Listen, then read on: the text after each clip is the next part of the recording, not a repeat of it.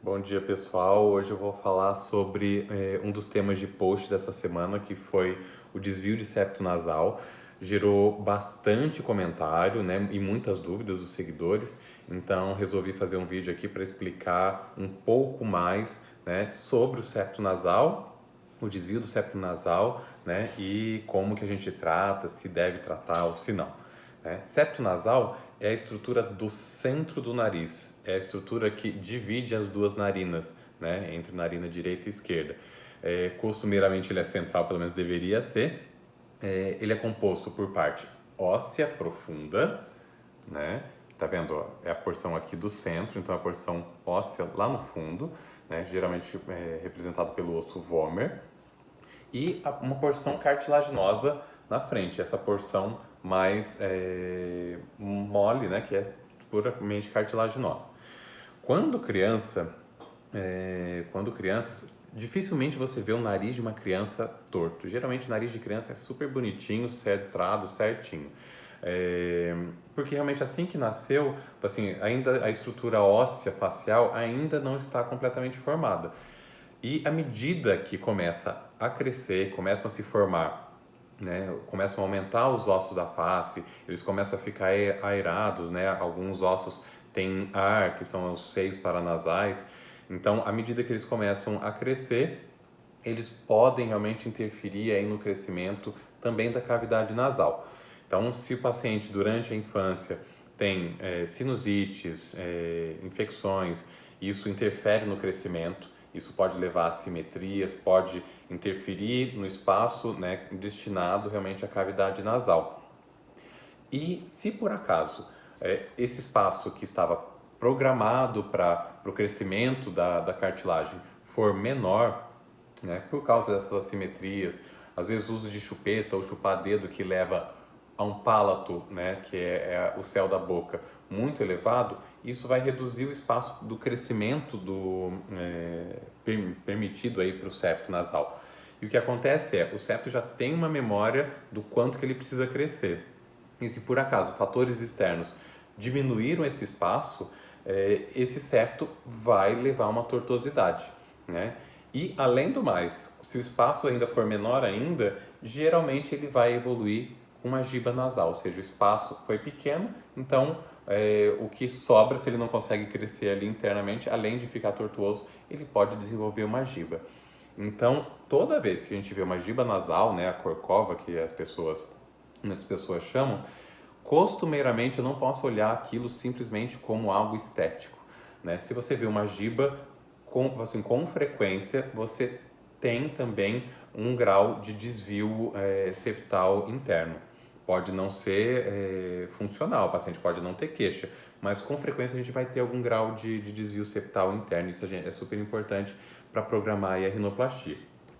Os desvios septais não são tão simples quanto as pessoas imaginam. Eles não, as pessoas acham que simplesmente desviou para a direita e desviou para a esquerda. Costumeiramente, né, como ele é moldável, ele geralmente tem um desvio mais em S. Então, a porção superior pode ser desviada mais para um lado, a inferior pode ser desviada mais para o outro. Então, você pode ter um S vertical, ou às vezes você tem um S longitudinal, ou às vezes uma mistura de de todas essas características. Então, com mais frequência a gente encontra esse tipo de desvio, de tortuosidade. Na rinoplastia moderna, na rinoplastia estruturada, eu já preciso de cartilagem para moldar o nariz, né, para montar todos os enxertos estruturais, seja de ponta, espaçadores, enxertos de asa.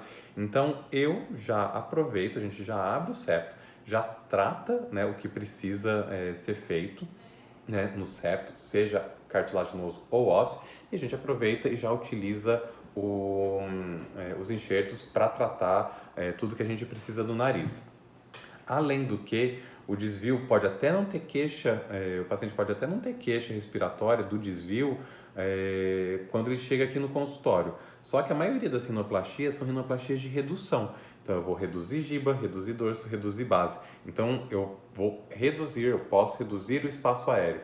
Então, quando eu faço essa redução do espaço aéreo, se eu não me preocupar com o septo e não me preocupar com os cornetos, que são aquelas estruturas que ficam realmente na parede, né, do nariz, que são revestidas por mucosa e responsáveis pela umidificação e pelo aquecimento do ar, se eu não me preocupar com isso, o paciente que não tinha queixa respiratória pode passar a ter depois da rinoplastia. Então, eu não posso permitir que um paciente saia de uma rinoplastia com nariz bonito e não funcional, né? Nariz bonito tem que respirar bem e nariz funcional, costumeiramente, é um nariz bonito. Então, por isso a preocupação no tratamento do desvio septal. Geralmente os desvios são mais internos e não tem repercussão tanto anteriormente. Só que tem casos de desvio que a cartilagem, que o desvio chega até realmente a ponta, né? A ponta e até o dorso. E aí esse desvio torna-se visível, levando ao que a gente chama de laterorrenia, ou seja, aí sim parece que o nariz está desviado. Nesses casos, aí a gente precisa remodelar também a porção de sustentação, né, da cartilagem, com enxertos para tentar segurar e manter o septo realmente de forma centrada. Então, às vezes, a gente precisa tirar ele da inserção e reposicionar para mantê-lo centrado. Então, é super importante o tratamento do septo nasal, ele não pode ser menosprezado, ele precisa ser tratado. Qualquer cirurgião, seja cirurgião plástico ou otorrino, que se atreva a fazer rinoseptoplastia, rinoplastia estruturada, estética, tem que pensar nesse ponto.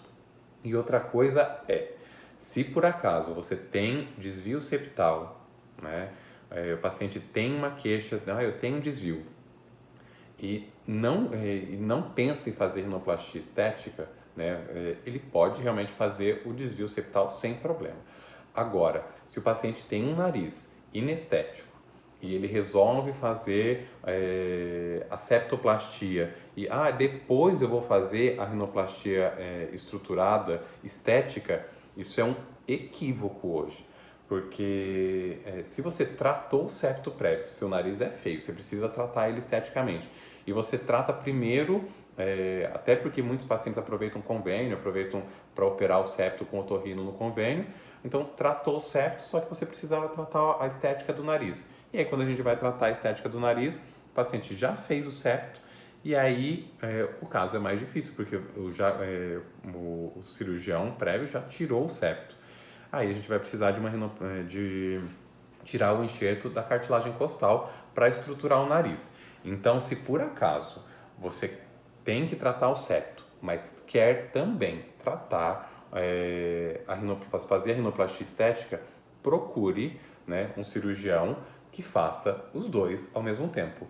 Nada de fazer septoplastia primeiro e depois querer fazer a rinoplastia estética. Não que seja impossível, mas vai ser muito mais trabalhoso. Então, sempre tem que juntar realmente, sempre que possível, óbvio, a rinoplastia estética com a rinoplastia funcional, a septoplastia. Ok? Então, fica a dica aí. E qualquer dúvida podem me mandar aí no direct, podem me mandar aí nos comentários que a gente responde também. E, logicamente, assim, outra dúvida, os pacientes perguntam se quem trata o septo sou eu, otorrino. Nas minhas cirurgias, assim, só questão septal, assim, e corneto inferior sou eu que trato, né? Somente em alguns casos, realmente, se tiver alguma outra característica, aí sim eu chamo o otorrino para operar comigo, ok?